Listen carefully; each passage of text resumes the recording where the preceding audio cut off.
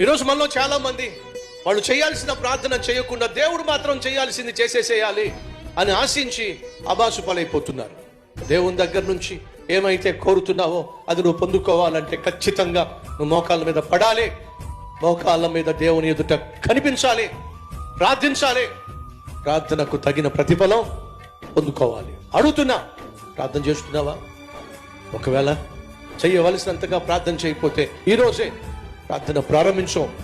ఎందుకు ప్రార్థన లేకుండా జీవించేస్తున్నావు? ఎందుకు ప్రార్థన లేకుండా ప్రార్థన చేయకుండానే దినాన్ని ప్రారంభించేస్తున్నావు? వినో, దేవుని మీద ఆధారపడ్డాం నువ్వు ఇంకా నేర్చుకోవాలా. ఈ బ్రతుకుకు ఆధారమైనటువంటి దేవుని మీద నువ్వు ఆధారపడి జీవిస్తున్నట్లయితే ప్రార్థన చేయడం మానే ప్రసక్తి లేదు.